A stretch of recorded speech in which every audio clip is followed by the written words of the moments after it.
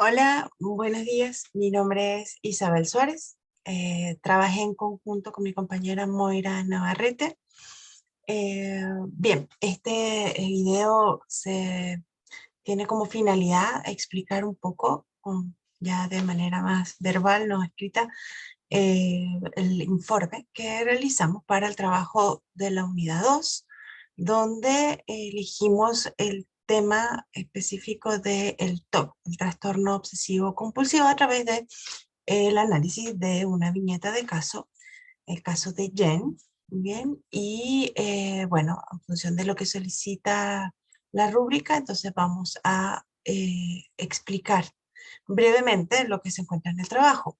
Bien, el caso de Jane, en este caso se observa un patrón de preocupación por tener que usar un baño distinto al suyo, debido a que no puede controlar los gérmenes existentes y esto la puede enfermar, le puede causar la muerte, adquiriendo entonces la necesidad de controlar las situaciones que ameritan utilizar un baño que no sea el propio.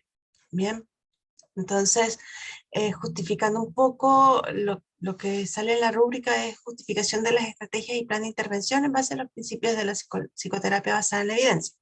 En este sentido, existen alternativas que podría ser la psicoterapia psicodinámica, la terapia cognitivo-conductual, que es la que vamos a utilizar, y bueno, inhibidores selectivos de la recaptación de la serotonina, que bueno, en casos más, dependiendo de la gravedad de los síntomas, son muy oportunos.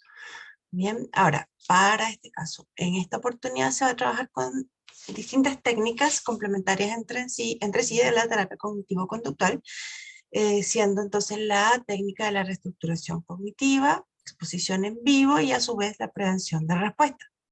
Lo primero que se debe realizar es una detallada evaluación de cuáles son los factores gatillantes, desencadenantes internos de Jane, que sería el miedo a contaminarse, enfermar, morir, y los externos, que son la necesidad fisiológica de utilizar un baño público fuera del hogar, distinto al hogar.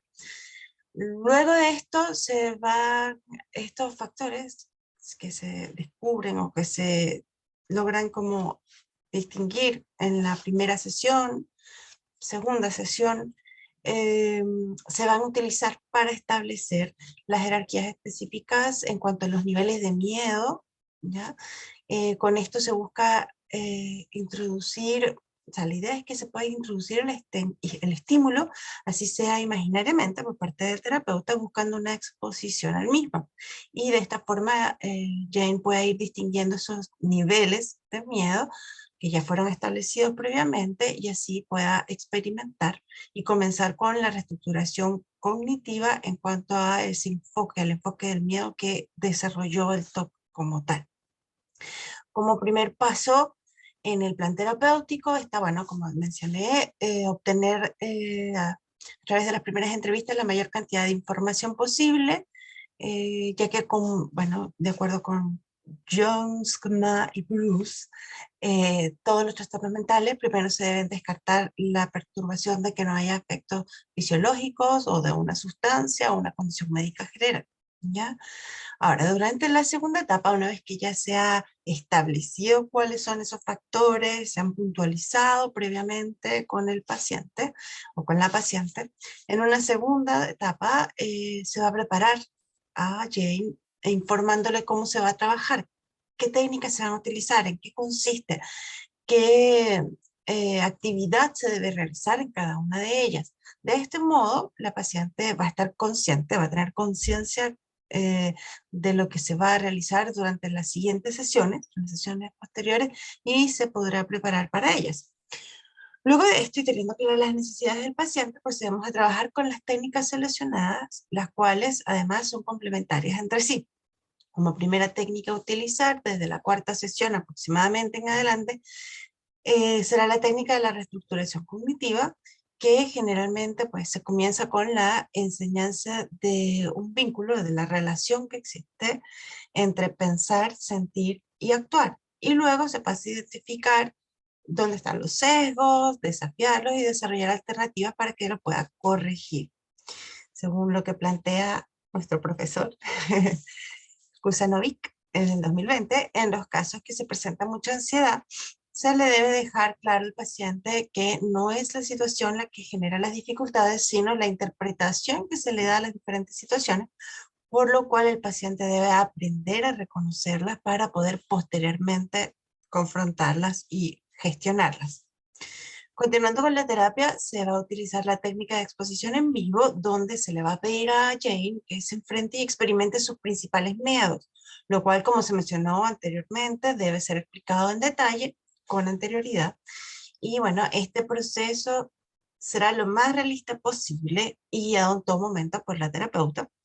Se debe ir controlando la ansiedad del paciente para hacerlo consciente de que sus creencias catastróficas no son válidas, no son verídicas, eh, sí, verídicas más que válidas.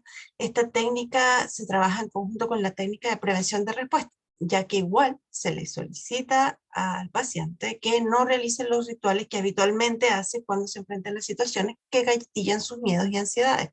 Esto se debe Esto debe ser realizado de una manera gradual hasta que las conductas vayan disminuyendo, ojalá desaparecer. Bien, y bueno, en el segundo punto que dice conclusión del trabajo, que evidencia una reflexión sobre la importancia de seguir principios éticos y sociales en el proceso decisional que impactan la determinación de los planes de intervención psicoterapéuticos de los consultantes. Bien, para nosotros, bueno, conocer el TOC como patología y ver posibilidades de tratamiento a través del caso de Jane, ha permitido analizar el caso clínico planteado, identificando el motivo de consulta. Además, se logró identificar y justificar el diagnóstico según los criterios planteados por el DSM-5, y por otro lado, considerando que no tenemos todos los antecedentes del caso, igual fue posible idear un modelo de intervención para el paciente acorde según nuestros criterios a sus necesidades.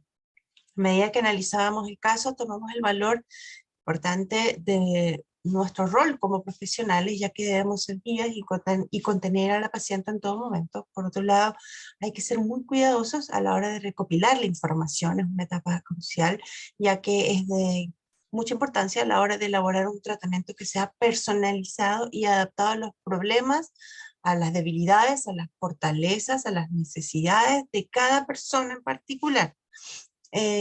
Porque los objetivos que uno va a plantear son exclusivos para ese caso, ¿ya? Por lo cual debemos manejar diversas técnicas para poder igual discriminar cuál sería la más pertinente y no aplicar en cada paciente las mismas técnicas como si fuera una receta ya preestablecida. Por otro lado, es decir, las técnicas nos van a servir como una guía, como un camino a seguir, pero no es que sea siempre igual, estandarizado para todos los casos. Va a depender de cada caso. Por otro lado, debemos ser éticamente correctos, no juzgar, no sacar conclusiones adelantadas, mantener una empatía, ser respetuosos con los tiempos del paciente, respetar su confidencialidad. Se debe estar comprometidos con la terapia y debemos estudiar y actualizarnos constantemente para entregar lo mejor a nuestros futuros pacientes. Eso sería muy resumido el informe que realizamos en el trabajo. Esperamos que sea un buen aporte y de su agrado. Gracias. Hasta luego.